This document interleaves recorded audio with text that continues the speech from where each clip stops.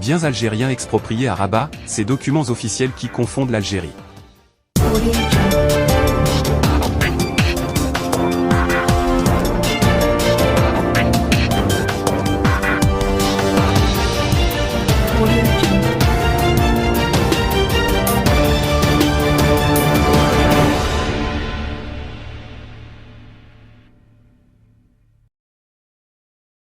Alors que les autorités algériennes font mine de découvrir la procédure d'expropriation entamée au Maroc sur un bien immobilier appartenant à l'État voisin, des documents officiels viennent attester de l'exact contraire.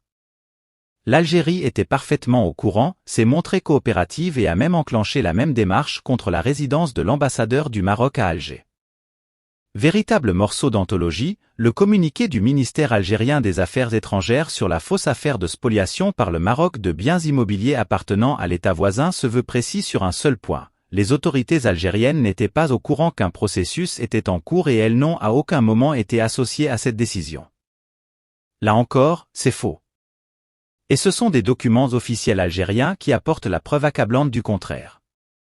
L'Algérie, qui s'est fendue de son communiqué offusqué, feint d'oublier qu'elle était en discussion avec les autorités marocaines depuis plus de 2 ans sur le transfert de propriété du bien immobilier attenant au ministère marocain des Affaires étrangères et le seul à être concerné par une mesure d'expropriation.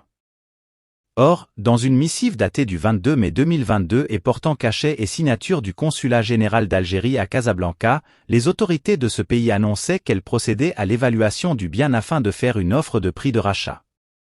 Dans le même document, elles se sont engagées à libérer le local et déménager son contenu des conclusions de la vente. Mieux, l'Algérie, qui s'élève contre une soi-disant confiscation de ses biens immobiliers à Rabat, avait elle-même annoncé, par écrit, sa décision d'exproprier la résidence de l'ambassadeur du Maroc à Alger. Le 14 mars 2022, les autorités algériennes informaient le ministère marocain des Affaires étrangères qu'une telle mesure était engagée. Sous prétexte de sa proximité du Palais du Peuple, monument historique classé, se trouvant dans une zone à aménager, ce bien devait donc être évacué.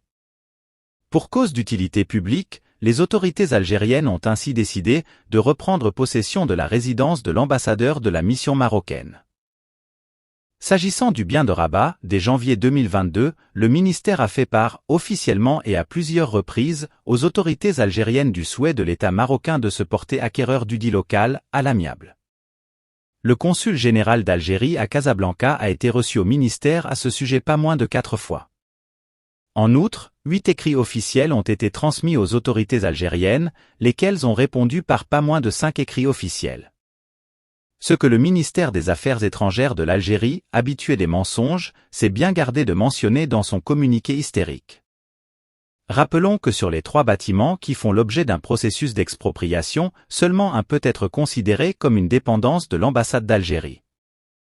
Il s'agit en fait d'un local vide attenant immédiatement au siège du ministère des Affaires étrangères, actuellement en extension. Cette opération d'élargissement a concerné, au cours des dernières années, plusieurs bâtiments diplomatiques, notamment les ambassades de la Côte d'Ivoire, de l'Autriche, de la Suisse et des États-Unis.